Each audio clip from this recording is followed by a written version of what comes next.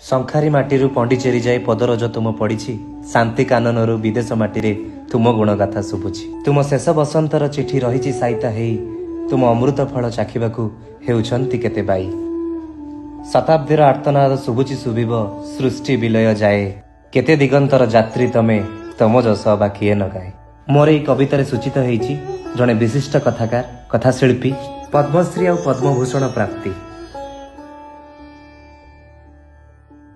ମନୋଜ ଦାସ ସାହିତ୍ୟ ପ୍ରତି ଅନୁରକ୍ତି ଏବଂ ଓଡ଼ିଆ ଭାଷା ପ୍ରସାର ନିମନ୍ତେ ତାଙ୍କର ନିରବଚ୍ଛିନ୍ନ ଆପ୍ରାଣ ଉଦ୍ୟମକୁ ଆଖି ଆଗରେ ରଖି ଆମ ଓଡ଼ିଶା ସରକାର ତାଙ୍କ ବାଲେଶ୍ୱର ସ୍ଥିତ ଶଙ୍ଖାରି ଗାଁରେ ତାଙ୍କ ବାସଭବନର ପୁନରୁତ୍ଥାନର କାର୍ଯ୍ୟକ୍ରମ ନିକଟରେ ଅନାବରଣ କରିଛନ୍ତି। ସେହି ବିଶ୍ୱପ୍ରସିଦ୍ଧ ଦେବପ୍ରତିମ ସାହିତ୍ୟ ସାଧକଙ୍କର ଶେଷତାନ୍ତ୍ରିକର ସନ୍ଧାନରେ ଲକ୍ଷ୍ମୀର ଅଭିସାର, କଥା ଓ କାହାଣୀ ଇତ୍ୟାଦି ସବୁ ତାଙ୍କର କାଳଜୟୀ ସୃଷ୍ଟି। ସେହି କୋଟି ହୃଦୟର ମଣିଷ ଆଜି ମରିବି ଅମର।